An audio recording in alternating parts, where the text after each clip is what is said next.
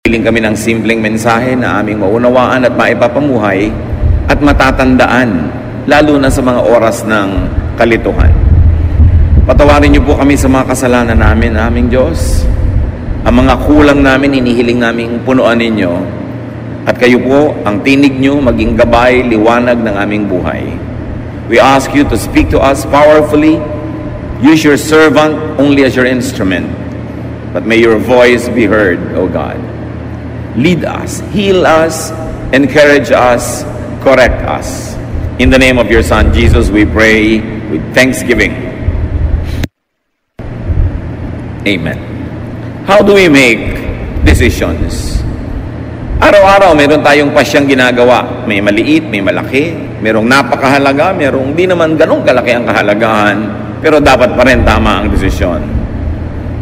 When we make decisions, first of all, get guidance from the written scriptures, meaning the Bible.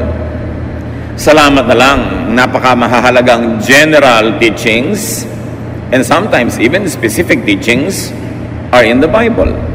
Knowledge that comes from the Bible save us from ruin, from great mistakes, and even push us to greater accomplishment.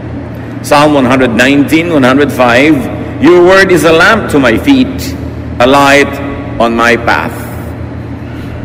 Siyempre, ang image rin ito ay isang taong naglalakad sa dilim ng gabi na maaari siyang makatapak ng ahas, maaari siyang matalisod, maaaring mahulog. At ang salita doon ng Diyos na nakasulat sa Biblia ay liwanag na nagsisilbing gabay sa kanyang dinaraanan. Para mga maliliit na footlight sa isang landas o kaya ay portable light, flashlight na dala-dala ng naglalakad. Ganun kahalaga na ito ay nakakatulong sa bawat hakbang na ginagawa ng tao. Psalm 119:99, I have more insight than all my teachers, for I meditate on your statutes. Nadadaig pa daw ng estudyante ang guro kung lagi niyang pinagbubulay-bulayan ang mga kautusan ng Diyos. So when you say scriptures, of course, you mean the Old Testament and even the New Testament that has been passed on to us. Especially, very powerfully, the teachings of Jesus Himself. Matthew 13:54, coming to His hometown, He, meaning Jesus, began teaching the people in their synagogue. And they were amazed. Where did this man get this wisdom? They asked. So nakakita sila, nakarinig sa Panginoong Jesus ng mga bagong anggulo ng katuruan, mga bagong husay, bagong galing, bagong kaliwanagan na hindi nila nakita, nadinig sa mga dati na nilang mga guro. Pero ang mahalaga dito, sinasabi that Jesus was primarily a teacher. Kaya ang tawag sa kanya, Rabbi. So dapat siya ang ating number 1 na guro, pamantayan. Sinusukat natin yung mga nadidinig natin at nalalaman sa Old Testament, maging sa New Testament, sa pamantayan ng greatest teacher, the Lord Jesus Christ. So we get guidance from the written word. Dapat dala-dala mo ang Biblia mo, sa ulado mo, nasa computer mo, at para nananariwa sa iyong alaala ang mga principles, teachings, commands, promises, and the stories in the Bible, models of whom we should follow, models that we should not follow. At pagbuo ang ating pagkakaunawa dito, malaki na ang pagkakataon na tama ang magiging desisyon natin. Alam natin kung sinong hindi dapat tularan, sinong dapat tularan. Alam natin kung ano ang mga pamantayan na ibinigay sa atin. Napakahalaga nung nakasulat. At dahil nakasulat, hindi na napapalitan, kaya hindi pa bago-bago. Pwedeng asahan. Bukod dyan, you get guidance from the spiritual scriptures. Bansag ko lang yon na spiritual scripture. Ibig sabihin, yung salita ng Diyos, utos ng Diyos na hindi nakasulat. Like Revelation by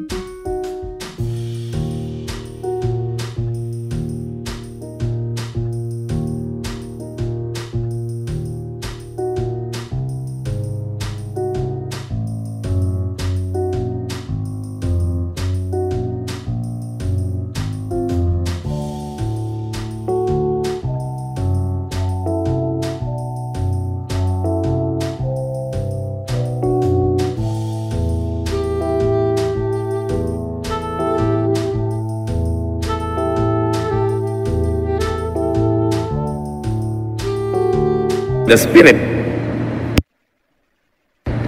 Guidance, ideas in the realm of thought.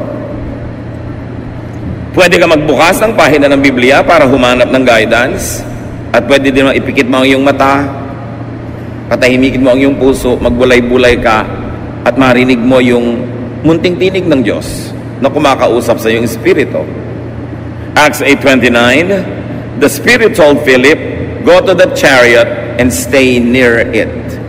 In other words, hindi naman si Philip ang nag-isip na pupunta siya doon sa taong ito na nakasakay sa isang karwahe para niya turuan ang salita ng Diyos. Ang Espiritu ng Diyos ang nag-udyok sa kanya. Kung paano niya ito nadinig? Sound waves ba to? Thought waves ba? Hindi sinabi sa atin. Pero, nakuha niya yung mensahe at sinunod niya. So, these so-called spiritual scriptures are not written, but they could be given in conscious thought. Paggising ka, mulat o nag-iisip, they come in inspiration, realization, enlightenment, kaliwanagan. Ibang iniisip-isip mo, binubulay-bulay, tapos biglang nalaman mo. Biglang nagagap mo, nakuha mo yung ideya, kaiisip mo. Conscious.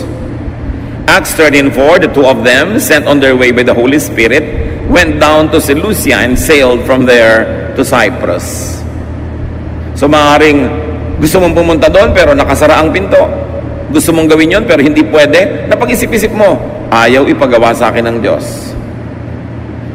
So sa pag-iisip, sa pagbubulay-bulay, sa pananalangin, nahahayag sa iyo ang kalooban na hindi naman nakasulat sa Biblia. Kasi alam nga namang lahat ng gagawin mo, hanapan mo ng nakasulat. Ano kayang iluluto kong putahe ngayon? Anong kulay ang isusuot kong damit bukas? Sinong pakakasalan ko? Bibili ba ako ng bahay o hindi? Anong negosyo ang maganda? Wala ka naman makikitang exact verse na para sa'yo. Pwedeng may mga verses sa written scripture na general na pwede mong paghanguan ng specific application sa buhay mo. Pero you are already taking the license to apply it to your life. Ngayon, meron namang mga revelation na dumarating sa iyo sa pamamagitan ng paghahayag ng Espiritu. Habang gising ka, at pwede rin kung tulog, because a spiritual guidance could be given in a dream. Merong napapanaginipan nila ang sagot sa kanilang tanong. Pero siyempre, maiingat tayo dahil hindi mo naman alam kung aling panaginip ang dahil lang kulang ka sa paligo. Alin ang dahil mang marami kang inaalala tuloy hanggang sa pagtulog mo, sumisiksik sa utak mo at sa panaginip, at alin ang galing sa tinig ng Diyos. Pero, yes, napakaraming instances sa ginamit ng Diyos ang panaginip sa pagbibigay ng guidance sa mga tao. Acts 11:12, the Spirit told me, Peter speaking, to have no hesitation about going with them. At sa panaginip niya nakuha yung sagot. Kasama siyempre sa spiritual scriptures ang discernment, pakiramdam. Yung wala kang basihan na conscious, na intellectual reason, pero nararamdaman mo. So may pakiramdam, kaya dapat ang tao marunong makiramdam. How else do you make decisions? Get guidance from what we call the practical scriptures. Meaning, practice, action. What happens? Yung mga nagaganap. Tuwing aalis ka, lagi nalang umuulan, parang ayaw kang paalisin, makakaramdam ka. Tuwing meron kang gustong gawin, parang may humahadlang sa'yo, kailangan lamang maisip mo, sino bang humahadlang sa akin? Ang Diyos ba o si Satanas? Tuwing gusto mo magturo ng Bible, laging sumasakit ang ulo mo, pero sa ibang araw, hindi sumasakit ang ulo mo. So, baka si Satanas yan, kasi ayaw kanya maging teacher. O baka may life habit ka na tuwing oras ng pagbabible study, doon ka talaga sumasakit ang ulo dahil may iniinom ka palang gamot o meron ka palang kulang sa tulog the day before. You've got to look at all those. Yung practical reasons, spiritual reasons, and scriptural reasons, titimplahin mo ngayon para makagawa ka ng desisyon. But when we say practical scriptures, we mean supernatural direction or intervention. Yung malinaw na yung nagaganap sa paligid mo in practice, in action, ayun ang kalooban ng Diyos para sa iyo. 1 Kings 17:2-4. Then the word of the Lord came to Elijah. Leave here, turn eastward, and hide in the Kerith ravine, east of the Jordan. You will drink from the brook, and I have directed the ravens to supply you with food there. So, paano naman nadinig ni Elijah yung boses? Hindi sinabi sa atin kung voice waves o thought waves. Pero ang mahalaga, mayroong supernatural intervention. Tagtuyot, pero doon may bukal na may lumalabas sa tubig. So, malalaman nung, dito nga ako gustong patirahin ng Diyos ngayon kasi may tubig. Tapos, wala namang pagkain doon, nasa gitna ng kawalan. Pero may mga uwak, mga ibong mandaragit, magnanakaw ng mga pagkain ng may pagkain, hindi ang dagit-dagit nila.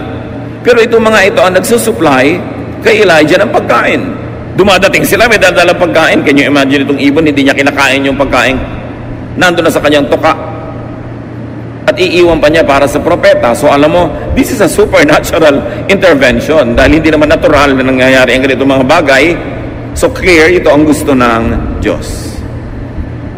Plus, i-refer mo pa sa written scripture na ang ginagawa naman ni Elijah tama ayon sa nakasulat na kalooban ng Diyos.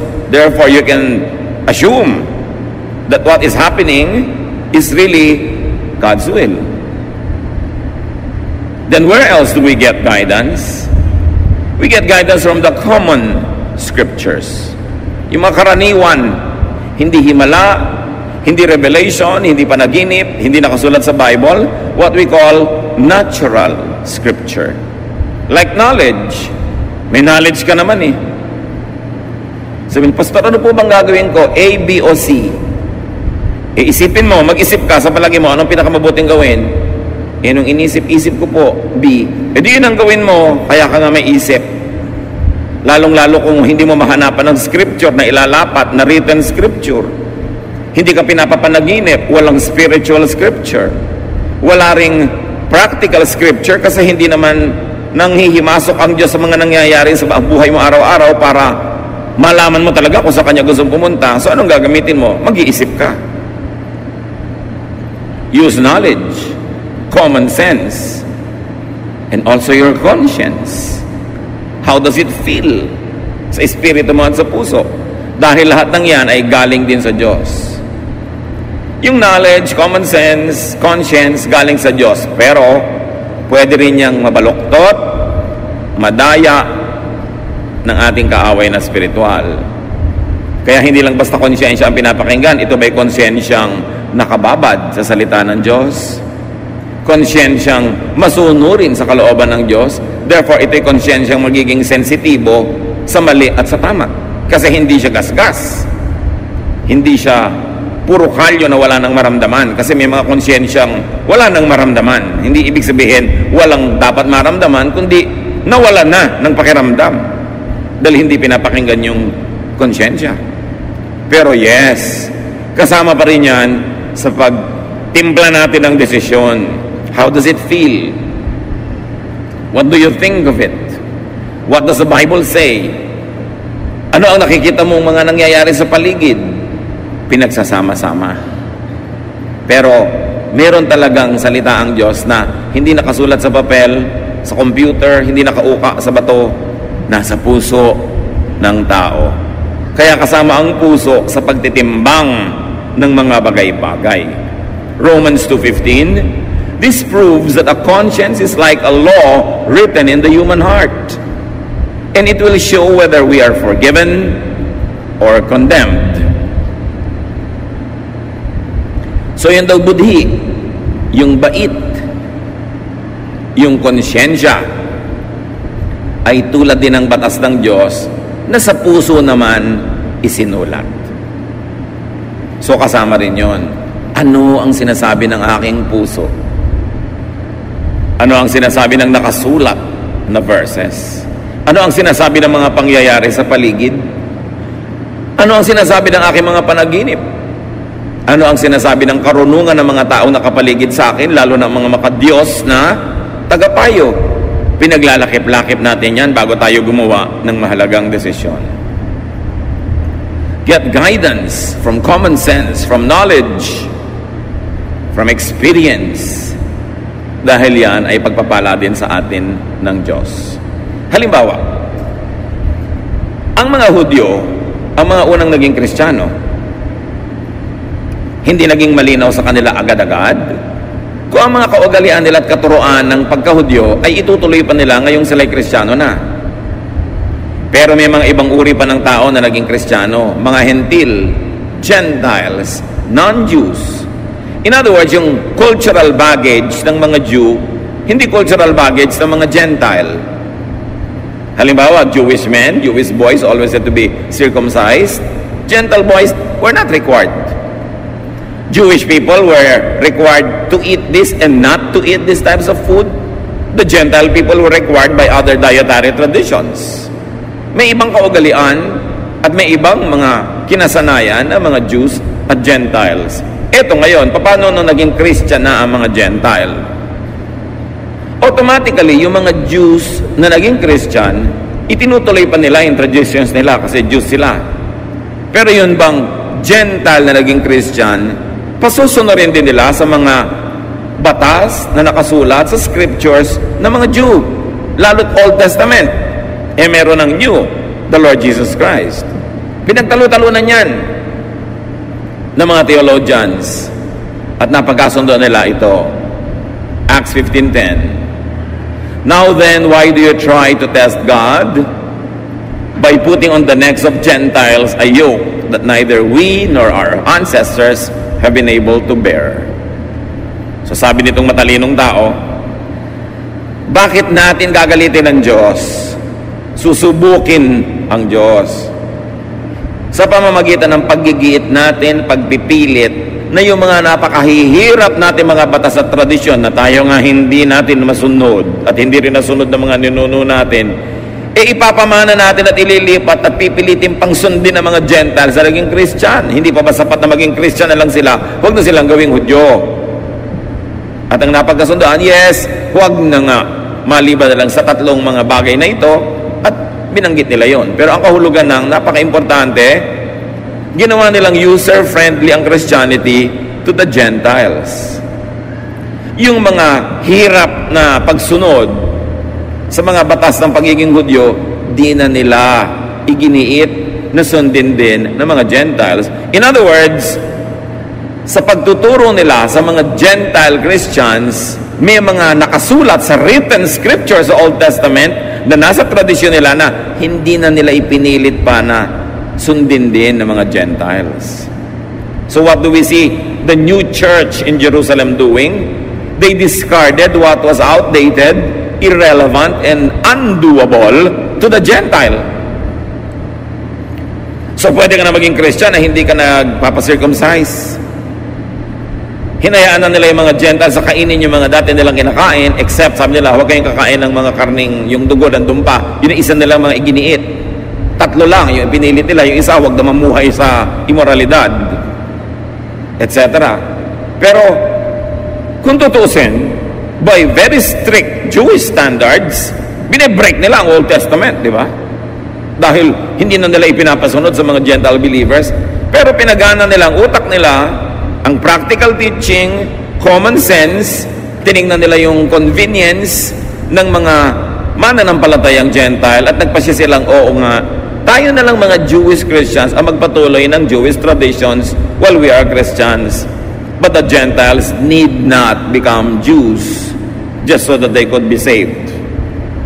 So, in the manner of speaking, the apostles were discarding a lot of written scripture in favor of the unwritten one. Common sense, knowledge, conscience, and kindness to the new believer. Hindi sila nagpakamatay, pumatay, at nanggera para igiit yung written scripture na sa culture and lifestyle of the new believers, wala namang ugat, walang pinag-ugatan, hindi kakapit, at wala namang kahulugan.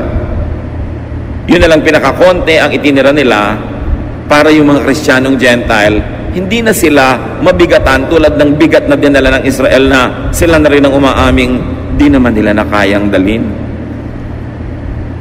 Saan pa tayo kukuha ng mga basihan ng pagde-decide? Among the common scriptures, nature. Kailangan marunong ka rin makinig sa nature dahil Diyos ang lumikha niyan. Luke 12:54, He said to the crowd, when you see a cloud rising in the west, immediately you say, it's going to rain. And it does. Yan ang sabi ng Panginoon. Pag nakakita kayo ng senyales sa himpapawirin na may ganitong uri ng ulap, alam nyo uulan at uulan nga. So ibig sabihin, kung nagbabala kayong mamangka, magbiyahe, maglakbay, huwag nyo na ituloy kasi uulan. Or ituloy nyo pero maghanda kayo na mababasa kayo sa daan. So, Pastor, ikakasal po ako, gusto ko maging June bride, gusto ko po garden wedding. Iha, tag-ulan. Ano ba ang trahe de boda mo? Kapote? Hindi po, yung may mahabang-mahaba pa ng buntot. Kakalad ka rin may putik dahil gusto mo garden. Ipag-pray po natin, di po ba mabait si Lord? Ikaw mag-pray mag-isa mo. Tag-ulan, hindi ko sasabihin sa Diyos na huwag niyang paulanin kasi tag-ulan eh. So kahit anong dasal ang gawin mo, ano yung faith mo at binaha yung kasal mo, huwag ka magtampo sa Diyos because you must listen to nature. God is the author of nature. Kahit ka pastor, kahit ka banal, sumakay ka sa barkong sira, lumubog, mamamatay ka. Hindi na dadaan sa kabanalan yung lulutang ka sa tubig. Dahil sabi ng gravity at ng law of buoyancy, lulubog ka. When your weight is greater than the weight of the water that your body displaces. So, lulubog ka. You've got to respect nature. Huwag mong daanin sa dasal. Huwag kang gumingi ng himala. Sumunod ka na lang sa nature. Magpakasal ka ng Pebrero, bihirang umulan. At kung talagang sure ka, ayaw mong mabasa yung mga entourage mo, edi indoors, ba't makailangang garden pa? Proverbs 6:6, go to the ant, you sluggard, consider its ways, and be wise. O siya, sabi din sa Proverbs, tingnan mo yung mga langgam, matuto ka sa kanila, ang liit-liit ng utak niyan, kasi ang liit niya, yung utak mo ang laki. Pero dapat, matuto ka. Yung mga langgam, pag tag-araw, doon sila nagtatrabaho, doon sila nangongolekta ng pagkain nila, iniimbak nila, para pag nagtag-ulan, nandun lang sila sa mga lungga, tahimik sila. So dapat din, iayos mo ang ginagawa mo ayon sa panahon, sa seasons. Hindi mo makikita sa scripture kung kailan na magandang date ng pagpapakasal, pero makikita mo sa nature kung ano yung date na bagay sa motif ng kasal mo. Luke 21:29-30, look at the fig tree and all the trees. When they sprout leaves, you see for yourselves and you know that summer is near. Kahit sa puno, makakabasa ka ng mensahe ng Diyos. Malapit na magtagulan, malapit na magtaginit. Pag wala ng dahon ng puno ng siniguelas, alam mo na kung anong panahon. Pag nagpupulahan ng mga ponsetya, alam mo mangyayari. Nandun yun. Isa pa na pa rin pagkuhanan ng guidance, common scripture, science. The most useful and practical science, physics. Then you can also learn from chemistry, biology. Medicine comes from that, from a lot of chemistry and biology. May sakit po ang nanay ko, ipag-pray natin. Pinainom mo naman ng gamot? Hindi po, ipag-pray na lang natin. Painumin mo na ng gamot. Ipadoktor mo. May pinaghihimalaan. Paano kung hindi paghimalaan ng nanay mo? Di gamitin mo yung natural, available, scientific way para siya gumaling dahil Diyos din naman ang nagsulat ng mga laws of science. 2 Kings 20:7, merong haring mamamatay na. Then Isaiah said, prepare a poultice of figs. They did so and applied it to the boil, and the king recovered. Mamamatay na yung hari, yung pala ang gamot lang naman konting mga dinikdik na mga dahon-dahon na itinapal, gumaling. Propeta to ha, hindi niya pinagdasal. Pinagdikdik niya ng dahon because alam din niya yung science of medicine. So kasama sa pagde-decide yun. Ipapagamot po ba namin ang nanay namin o ipapapray? Hindi gawin po pareho. Pero ipagamot mo kasi yun ang sinasabi ng pinakamababaw, pinakauna na pangangatwiran, yung natural. Why go against natural law when you can follow the natural law? Si Timothy, laging sira ang tiyan. Sinabi ba ni Paul, manalangin ka? No. 1 Timothy 5:23, stop drinking only water and use a little wine because of your stomach and your frequent illnesses. So anong payo ni Paul? Puro tubig kasi pinag-iinom-inom mo, baka may mga butete pa at mga kitikiti. Tumigil ka muna ng uminom ng tubig. Ang inumin mo muna wine kasi may alcohol yan, content, mayroong medicinal content yan, makakabuti sa'yo. So dapat marunong tayong sumunod sa science. Another common scripture that you can ask you to help make you a decision is your heritage. Kaugalian, tradisyon, na maraming mga bagong born again Christians gusto agad itapon lahat ng tradisyon. Parang wala namang matututunan mula doon. Ang tagal-tagal bago nabuo ng ating mga ninuno ang kanilang mga kaugalian, trial and error through hundreds, maybe thousands of years. Surely may pakinabang ka dyan. Job 8:8-10. Ask the former generation and find out what their ancestors learned. For we were born only yesterday and know nothing, and our days on earth are but a shadow. Will they not instruct you and tell you? Will they not bring forth words from their understanding? So ano ang payo kay Job? Hindi mo naiintindihan ang nagaganap sa buhay mo? Hindi mo alam ang sagot sa mga tanong mo? Ba't di mo tanongin ang yung mga ninuno? Para malaman mo. Kung ano yung nalaman na nila nun pa at alam na nila, para huwag ka nang mapagod na mag-aral pa ngayon. Papunta ka pa lang, pabalik na sila. At yun ang halaga ng payo ng matatanda. 20 anyos ka, may kausap kang 80 anyos. Imagine, 4 times na buhay mo na yung naibuhay niya. Surely may maituturo siya sa'yo. Kailangan pahalagahan mo yon. Sabi niya, pag tinanong nyo ba yung mga ninuno nyo, hindi ba sasagutin kayo? Paano ka naman po tatanungin namatay na? Yun nga di, alalahanin mo ang kanilang mga kasabihan, ang kanilang mga kawikaan na binuo nila dahil observant sila sa laws of God, laws of nature, the laws of conscience, the laws of society. Nakabuo sila ng mga kasabihan. Pag sinabing putik din lang at putik, tawirin at nang malapit. Ano yon? Huwag ka na magpa-arte-arte, dumiretso ka na ng madali at matapos.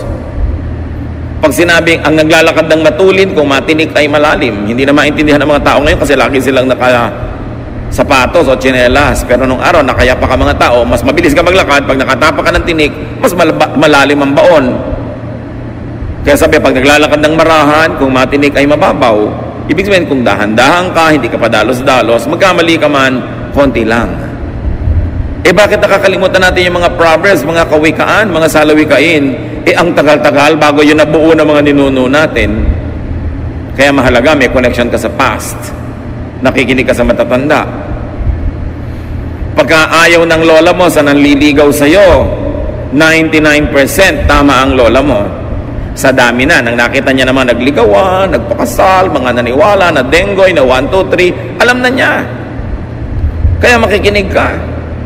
Hindi ko mo gwapo yung nanliligaw sa'yo, gustong-gusto mo na, pero yung mga matatanda sa pamilya nyo, ayaw na ayaw nila. May dahilan yun. Kung di man alam ng utak nila, meron silang pakiramdam. Ayaw mo bang pakinabangan yung alam nila? Hindi mo sila papakinggan, gusto mo, sarili mo lang ang sundin mo. Para magkamali ka. Ang dami na kasi nagkamali sa buhay ng mga ninuno natin, sila mismo nagkamali, kaya alam na nila kung ano mga landas ang dapat iiwasan. Kasama rin sa common scriptures na matatawag, history. Ang kasaysayan natin. Kaya hindi marunong mag-aaral ng history, hindi marunong magtala, hindi marunong matuto sa mga nakasulat na may tendency na ulitin nila ang pagkakamali ng mga nagkamali na. Esther 6, 1-2. That night, the king could not sleep. So he ordered the book of the Chronicles, the record of his reign, to be brought in and read to him. Hindi makatulog ang hari. Sabi niya, ipadala nga dito ang volume ganito, chapter gano'n ng history natin. At nag-review siya. Pinakinabangan niya ang hindi niya pagkatulog. At meron siya mga na-discover doon na mga dapat ituwid, mga dapat gawin na hindi pa nagagawa, na ituwid niya. Kasi nire-review niya ang history. Where else do you get guidance? Aside from the written Word of God, the Word of God written in our hearts, the Word of God that is in our conscience, the Word of God that is in the counsel of wise people. Get guidance from your people's scriptures. na binabanggit na natin kanina. Ang Proverbs, mga kasabihan. Sa Bible, nandiyan ang Proverbs sa mga Jews, Proverbs sa mga ninuno nila. Meron din tayong Proverbs. At hindi masama, hindi labag sa kalooban ng Diyos na pakinggan din natin ang ating mga Proverbs. Masyado kasing glorified kasi nakasulat, canonized, authorized yung Proverbs sa mga Jews nandun sa Scripture. Pero meron din tayo. Pakinabangan mo rin yun.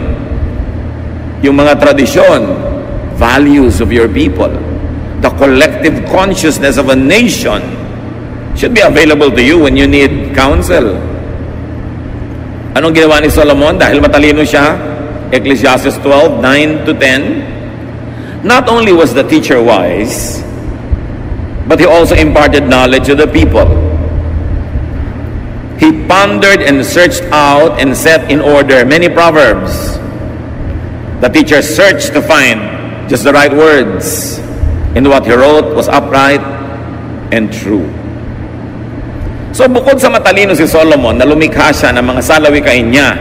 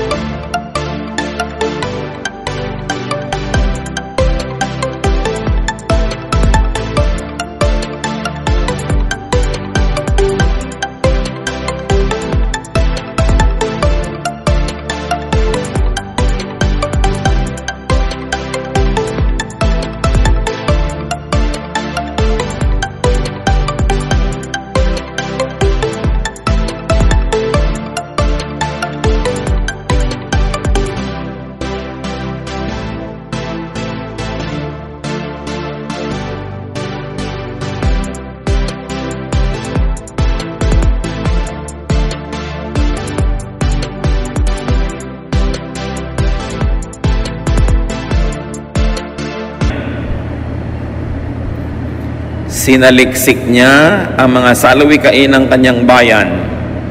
Kinolekta niya ang mga kasabihan ng matatalinong tao, ng mga matatalinong matatanda sa kanyang bansa.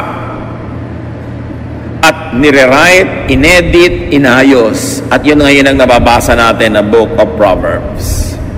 Kasi kinolekta niya. Kayo, kinukolekta niyo ba mga sinasabi ng lola niyo? O pinagtatawanan niyo? Kung galing kayo sa mga bayan-bayan, kung saan-saang sulok ng bansa, kinokolekta nyo ba yung mga kasabihan ng matatanda? Kasi maraming matatanda, sumasa kabilang buhay na, pag inilibing sila, kasama sa libingan, ang kanilang mga kasabihan, kung hindi nyo na naisulat, wala nang makakaalam. Daang taon, libong taon bago na-develop yung mga ideas na yon. Alam nyo yung latik na inilalagay sa suman at sa bibingka, yung napakasarap na mga butil-butil na mga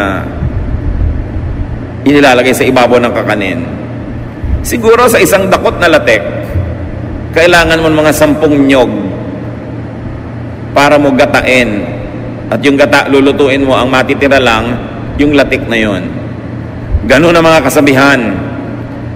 Sa konting kasabihan, ang daming karunungan, pag-iisip, pagbubulay-bulay, trial and error ang nasangkot bago nabuo ang mga kasabihan.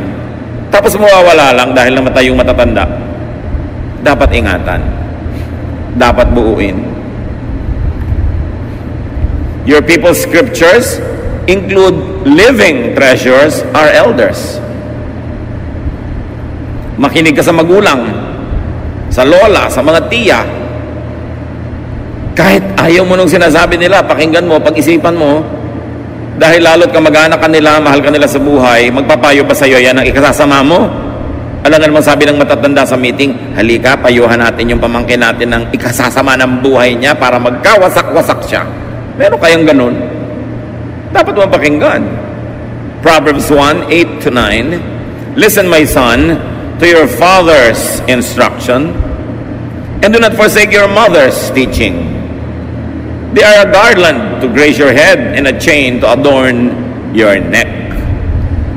So ang imagery dito, mga athletes na nananalo sa mga timpalak, mga manunula, mga namamalagtas, mga tumatakbo, mga kumakarera, na kung nanalo, binibigyan ng bulaklak, inilalagay sa kanilang ulo o mga dahon-dahon, tulad na nasa ulo ng mga makata, o mga bulaklak, o mga medalyang isinasabit sa kanilang leeg. Sabi dito, yan ang halaga ng payo ng magulang.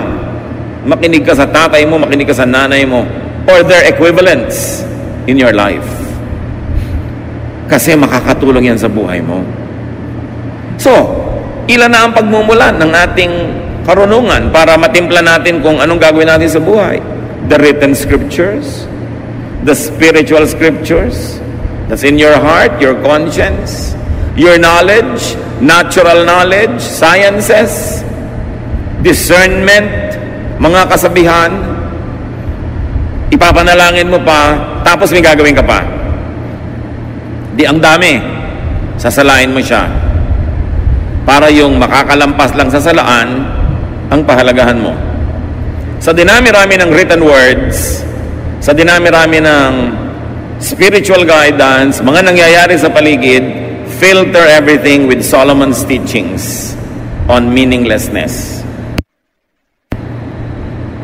Kung merong salaan ng Old Testament, kung saan mo dapat salain ang mga katuruan, at doon mo sukatin kung mabuti sa iyo, makakasama ba sa iyo, pumunta ka doon sa nagsulat na pinakamatalino sa lahat, si Solomon.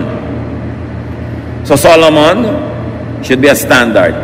So sabi ng nanay ko, sabi ng konsyensya ko, sabi ng paligid, sabi ng scripture, sabi ng Old Testament, sabi ng ganitong epistle, sabi ng panahon, sabi ng weather, sabi ng science, ano nga lang sabi ni Solomon? Susukatin mo doon. Ecclesiastes 2:16, for the wise, like the fool, will not be long remembered. The days have already come when both have been forgotten. Like the fool, the wise too must die. So nagkakamatayan din lahat ng tao, matalino't hindi. So sabi ni Solomon, anong mahalaga sa buhay? Ecclesiastes 3:12, I know that the best thing we can do is to always enjoy life. So ito sabi ng panaginip mo, ito sabi ng verse, ito sabi ng matatanda. Ngayon, ang ending is, sabi mo, nakaka-enjoy ba sa buhay itong gagawin kong desisyon? Kasi sabi ni Solomon, na pinagkalooban ng Diyos ang pinakamataas na talino, dapat enjoy ka. Nagpakabayani ka, nagtanim ka, hindi ka nagtanim, nagpakatalino ka, hindi ka nagpakatalino, mamamatay di kayo lahat. Sabi ni Solomon, pare-pareho lang kayo mabubulok. Therefore, pahalagahan mo ang buhay. Dapat mahalaga bawat sandali, mahalaga bawat yugto, at dapat nag-e-enjoy ka sa ginagawa mo. Okay, tutulong ka kay ABC. Sino naman ang pinaka-enjoy ka? Si B. Eh, di nang tulungan mo kasi hindi man pwedeng tulungan lahat sabay-sabay. So, kasali ka rin. Dapat meron ka enjoyment.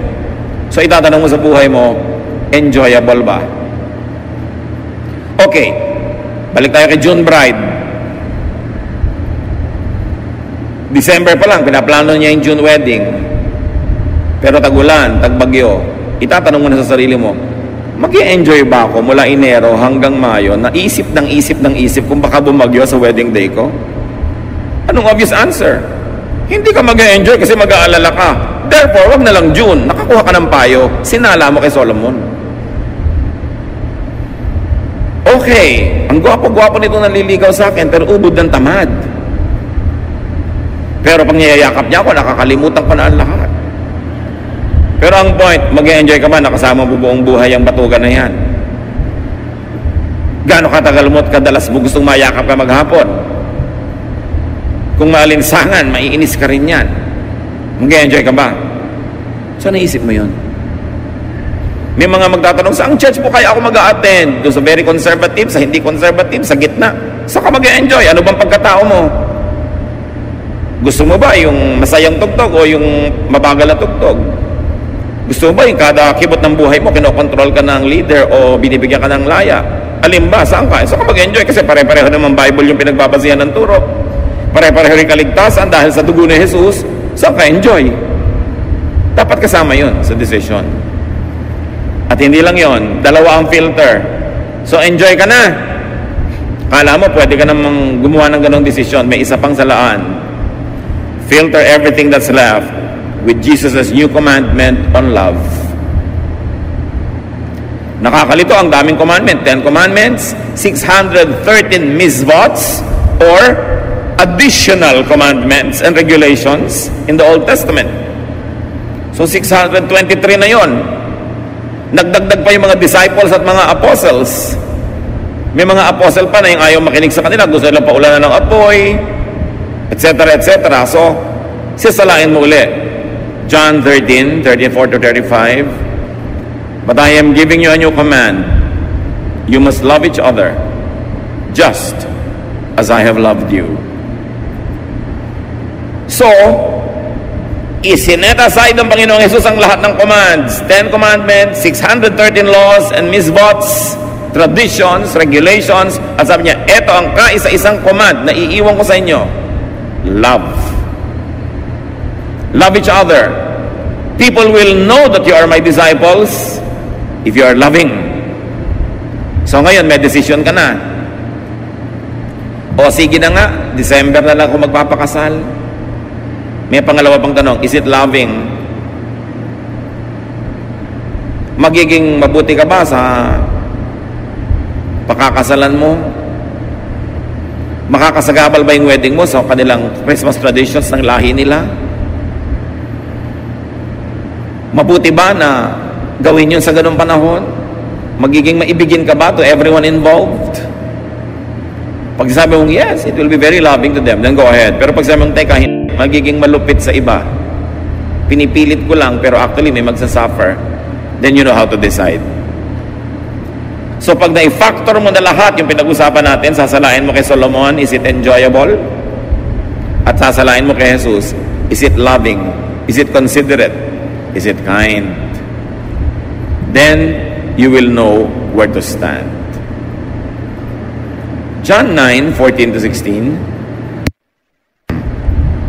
The day when Jesus made the mud and healed the man was a Sabbath. So the people took the man to the Pharisees. They asked him how he was able to see, and he answered, Jesus made some mud and smeared it on his eyes.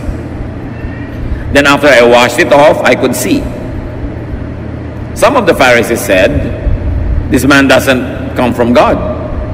If he did, he would not break the law of the Sabbath. Others asked, how could someone who is a sinner work such a miracle?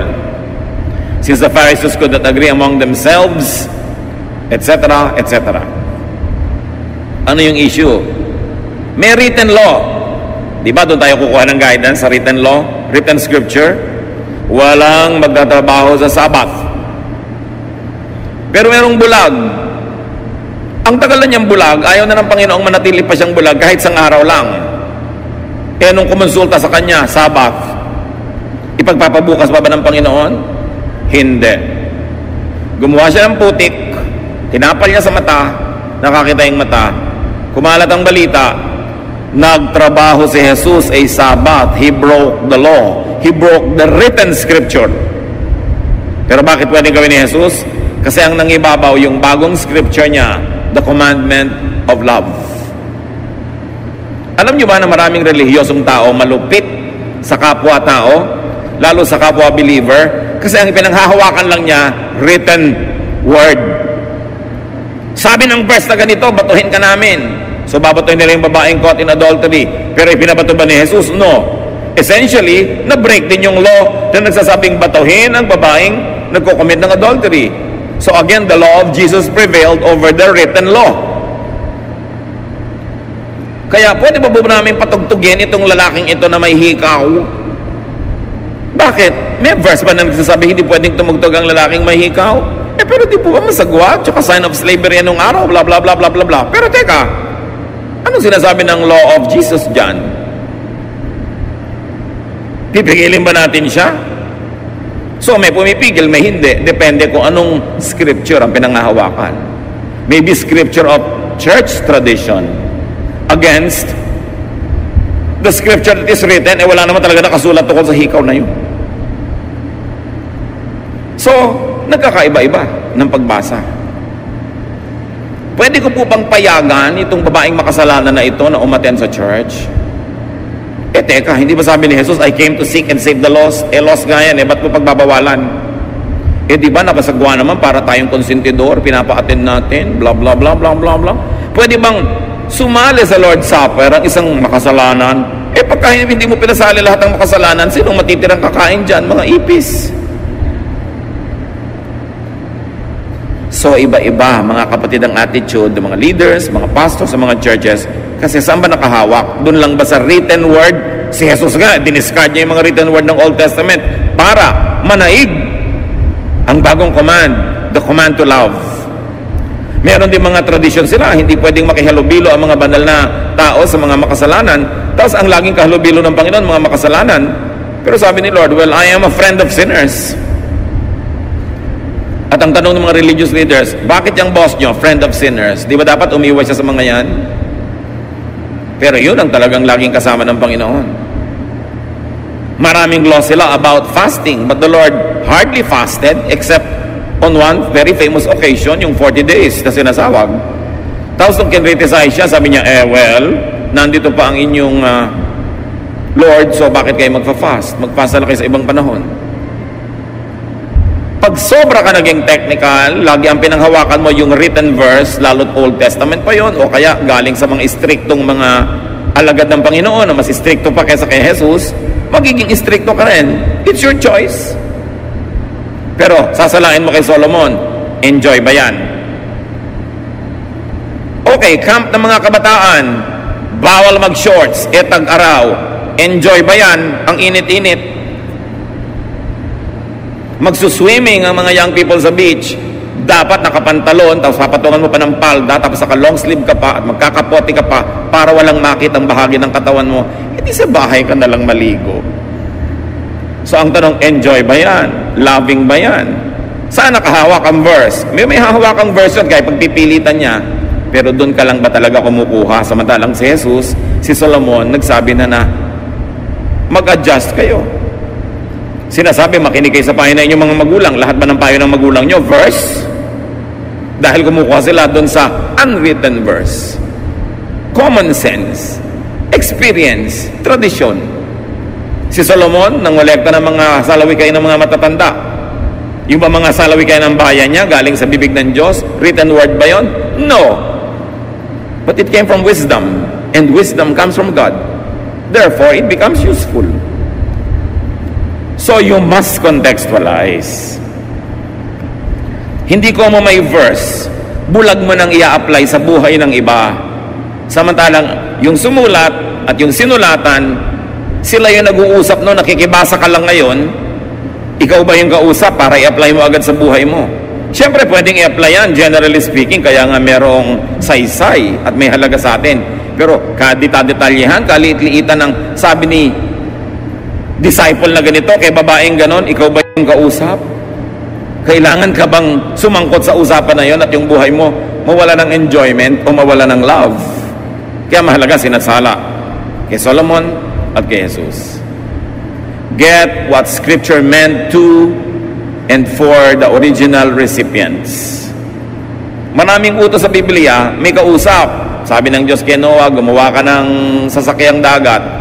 Siya ang kausap, hindi ikaw. May sinabi si Paul sa mga babae sa Corinth, di sundin nila, sila yung kausap. Pero ikaw ba yung babaeng tinutukoy niya? Ikaw ba yung pinagbebelo? Ikaw ba yung pinapagalitan niya? Kung hindi naman ikaw, ba't ka sasali sa usapan? So mahalaga. Pwede mo rin naman kunin yung ano ba yung universal general teaching ng usapan nila na pwede ko i-apply sa buhay ko.